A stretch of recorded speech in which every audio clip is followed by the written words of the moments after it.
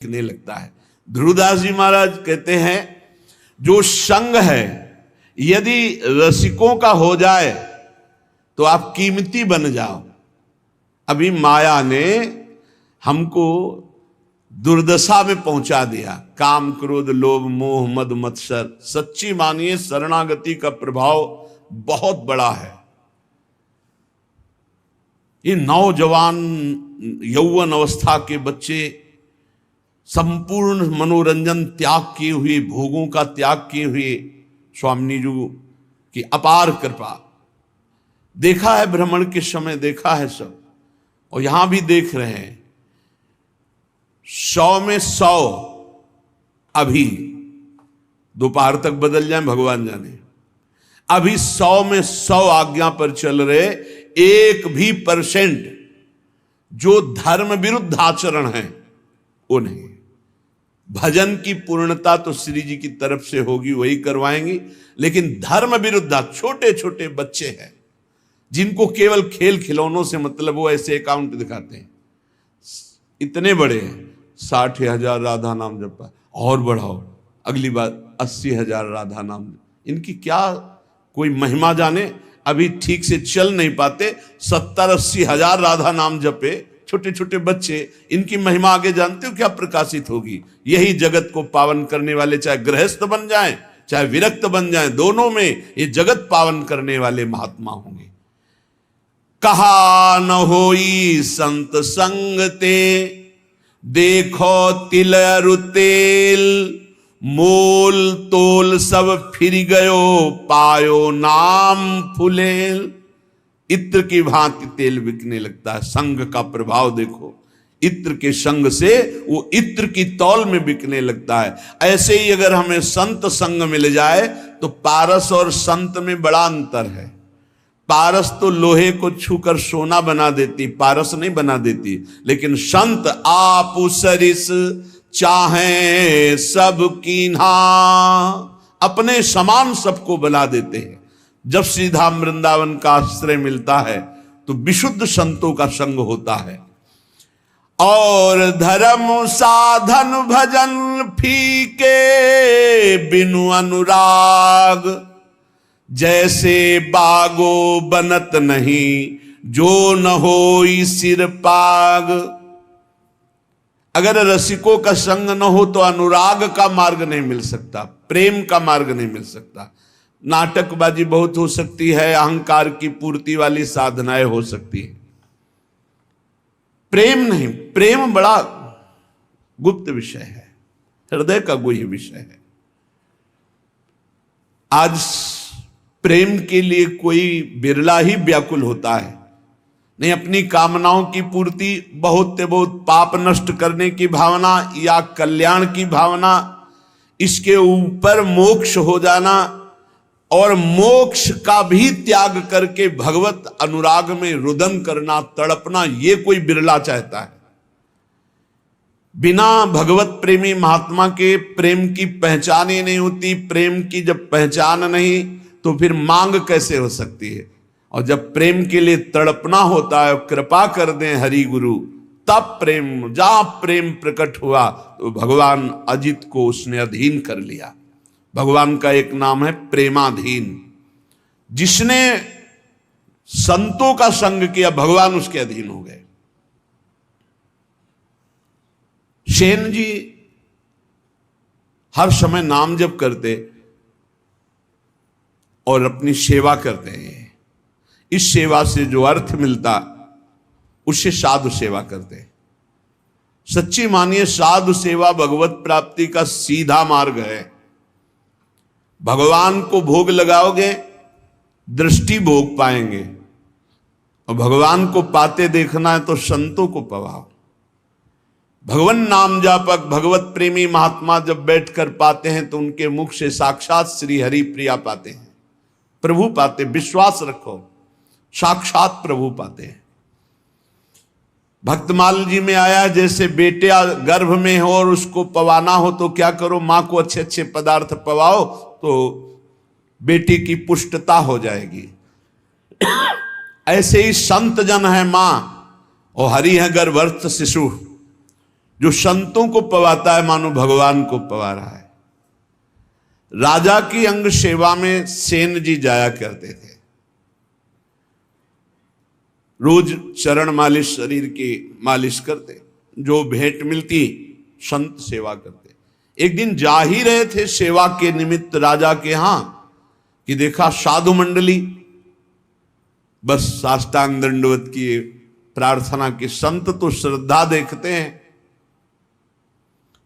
संत वैभव नहीं देखते कि वैभवशाली है तो उसको बड़ा प्रेम हो, नहीं, संत श्रद्धा, संत जो होंगे वो श्रद्धा देखते हैं। और जिसको धन का, मान का, लोक व्यवहार का महत्व है वो श्रद्धा नहीं देखता। संतों ने देखा सेन जी की अपार श्रद्धा, अश्रुपूरित, भगवान आज हमारे कुटिया में चले और हमें पावन करें। हाँ हाँ, संत तो श्रद्धा देखने वाले। अब मारो महान मंगल उदय हो गया हृदय में, ऐसा आनंद की धूम मच गई, भूल गए कि राजा के यहां जाना है। राजा तो राजा ही होता है, रजोगुणी स्वभाव का। संतों के चरण पखारना, आरती करना, जो कुछ था वो जाकर बाजार से अच्छे अच्छे पदार्थ लाना, भोग बनाना। भगवान ने विचार किया कि सेन जी तो हमारे संतों की सेवा में मगन हो, राजा की सेवा में नहीं जाएंगे तो कल हो सकता है दंड विधान करें। स्वयं भगवान वैसे ही पूरा पोशाक, वही सब सामग्री सेवा वाली गए। जय जय अनंत कोटि ब्रह्मांडों के स्वामी, भक्ताधीन मनः पूज्यो, भक्ता नाम अभयंकर। ये गोपाल शास्त्र नाम में भक्तों को अभय करने वाले भक्ताधीन हैं। देखो भगवान के आगे राजा कुछ पद रखता है क्या? ब्रह्मेश्वरादि सुदरूप पदारविंद,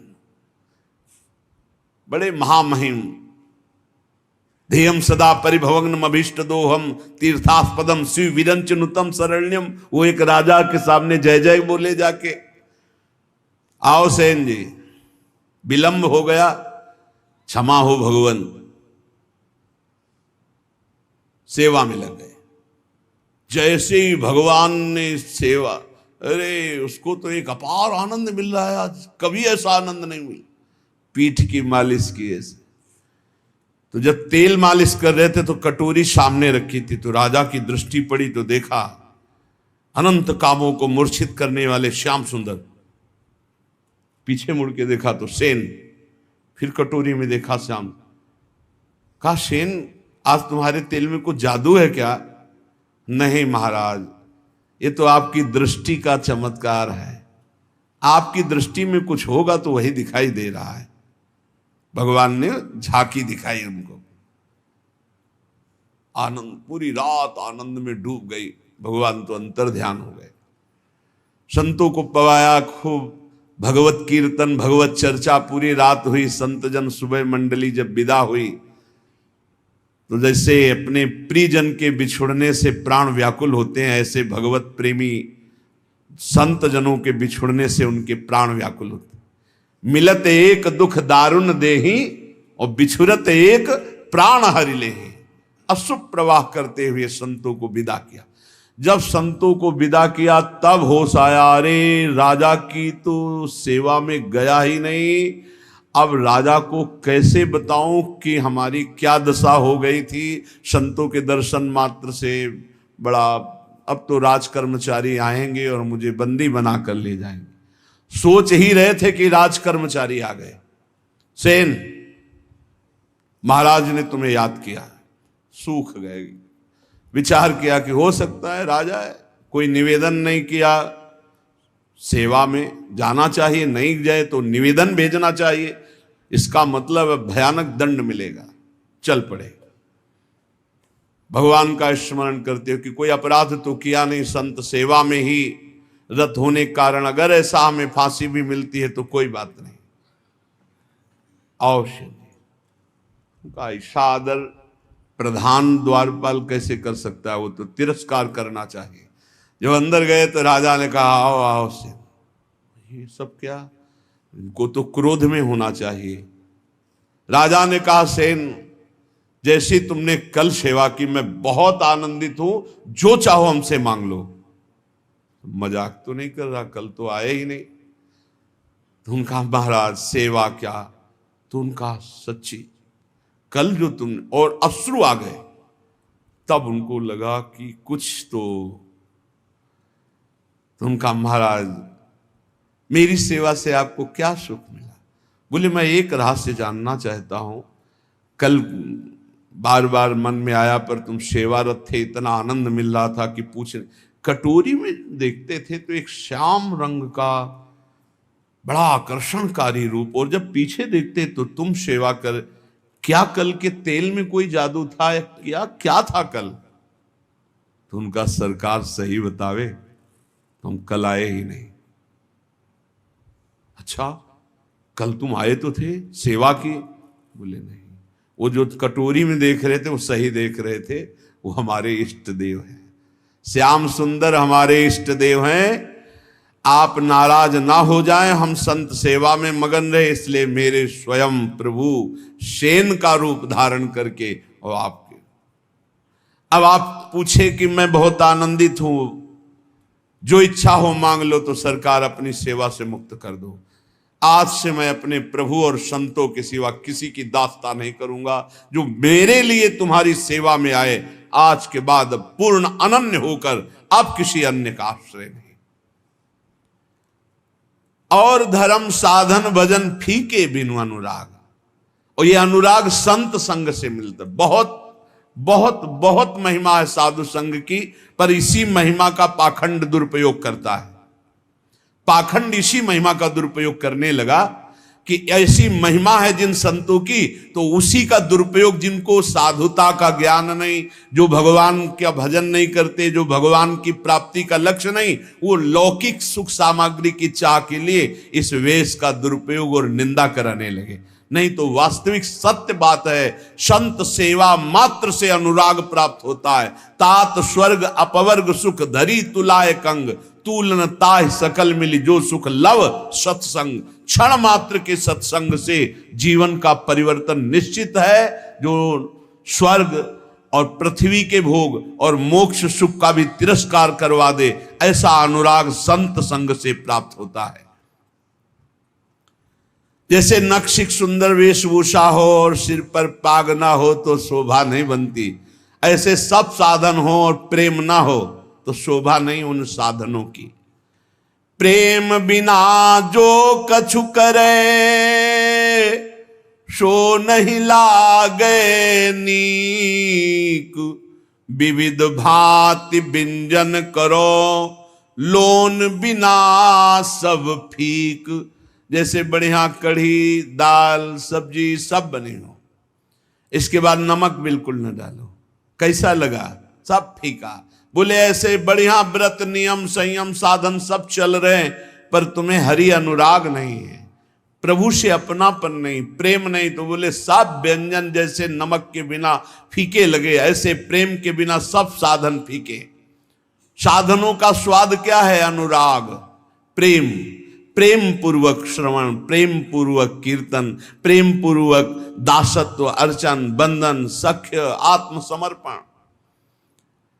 नवल किशोरी कुंवर की सहज ऐसी बानी, ताको संग न छाणही ने कुशरण गहे आनी।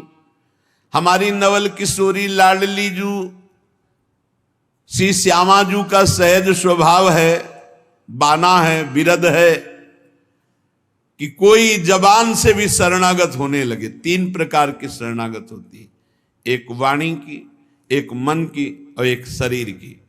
अगर वाणी से भी शरणागत हो, हमारे माई श्यामा जू का राज, मेरी महारानी श्री राधा रानी, मेरे प्राणनाथ श्री श्यामा, वाणी से शुरू कर दो तो नेकु 3 में किसी एक की शरणागति भर हो जाए तो स्वामिनी जो संभाल लेती है, उसे कभी छोड़ती नहीं, वाणी की शरणागति से भी। देखो हम तो झूठ बोल रहे हैं कि आपके सिवा हमारा कोई नहीं, लेकिन वो सत्य है, वो सत्य मान लेते क्योंकि वो सत्य है। जैसे संतों का सहज स्वभाव होता है, आप कुछ भी बोलो सत्य मान लेंगे। उनको ऐसा लगता ही नहीं कि ये छल कर रहा है, ये कपट कर रहा है। लाख समझाओ कि ये कपट कर रहा है तो तुम क्या जानो, तुम्हारे अंदर कपट है इसलिए तुम्हें कपट दिखाई दे रहा है। वो कपटी नहीं, वो सत्य है। ऐसे ही हम कपट पूर्वक, नाटक पूर्वक अगर कह रहे हैं कि हे भगवान हम आपके हैं, हे प्यारी जो हम आपके हैं, वो मान लेते हैं। बड़े कृपालु हैं, बड़े कृपालु हैं। नवल किशोरी कुंवर की सहजय ऐसी बानी, ताको संग न छाणे नेक शरण गहे आन।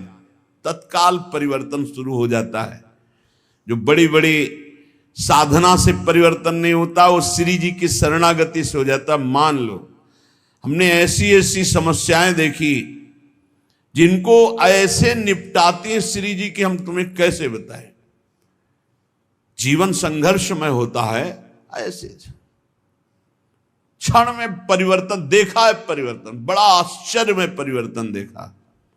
हर क्षण कैसा वो, बस केवल ऐसे हो जाओ, वो भी सच्चाई से ले। आप कहोगे सच्चाई से क्यों नहीं? शरीर को अपना मानना, सांसारिक संबंधों को अपना मानना, ये सब है। हम श्री जी से बोल दिए ऐसे ही कि आपके सिवा हमारा कोई नहीं। वो इतनी भोरी, इतनी करुणामयी की मान गई और उन्होंने संभाल लिया। और कहीं कोई सच्चाई से श्री जी का अनन्य हो, फिर उसको क्या कहना? रसिक अनन्य की महिमा को क्या कहना है?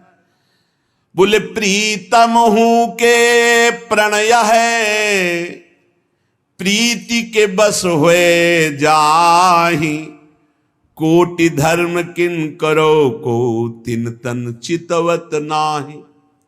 आश्चर्य में सब बातें जीवन में देख रहा हूं, आश्चर्य में सब आश्चर्य, सर्वाश्चर्य। प्रारब्ध अपना जोर कसता है और कृपा अपना जोर कसती। क्षण क्षण में प्रारब्ध टांग मारता है गिराने के लिए, और क्षण क्षण में नवीन लाठी बन करके कृपा है, ये फेंक, ये पकड़, देख अब नहीं गिरा पाएगा, अब नहीं गिरा पाएगा, आगे बढ़ाते चले जाते। कैसे तुम्हें बताएं? अगर श्री जी के वचन के भी शरणागत हो जाओ तो निर्वाह करते हो। बोले प्रीतम हूं के मन यह है, प्रीति के बस हो जाए।